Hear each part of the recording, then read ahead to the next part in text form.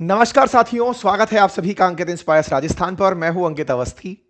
हाल ही में हमारे राज्य के अंदर एमपी एमएलए से रिलेटेड कुछ जानकारियां ज्यादा ही आ रही हैं।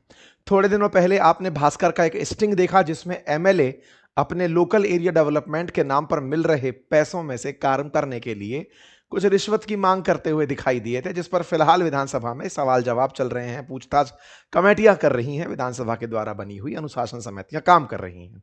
अब यह मामला एमएलए लेड से निकल करके एमपी लेड तक पहुंच गया। लेड का मतलब लोकल एरिया डेवलपमेंट।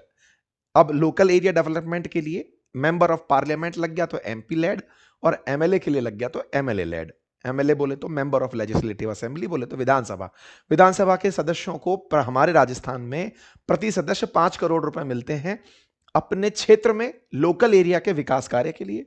वैसे ही एमपी को केंद्र सरकार की तरफ से 5 करोड़ रुपए मिलते हैं सालाना अपने क्षेत्र में। उनका क्षेत्र कौन सा है, बस यही सवाल है आज का।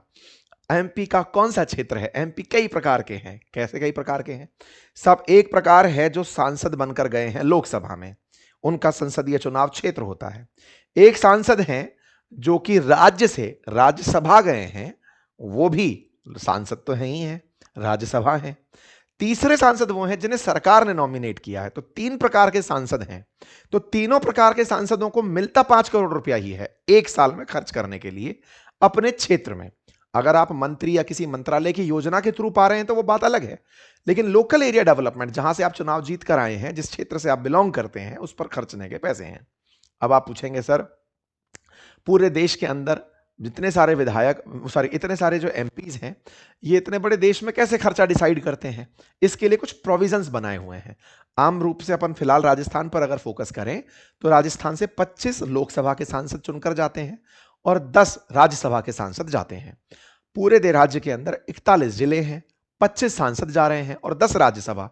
राज्यसभा के सांसद जिलों से जाते नहीं हैं, ना ही उनका कोई क्षेत्र होता है। वो तो राज्यसभा से निकल कर मतलब विधानसभा के ही वोट से निकलकर ऊपर जाते हैं। ऐसे में लोकसभा के जो सांसद हैं ना, उनको तो अपना जो 5 करोड़ रुपया है वो अपने संसदीय क्षेत्र में खर्च करना होता है।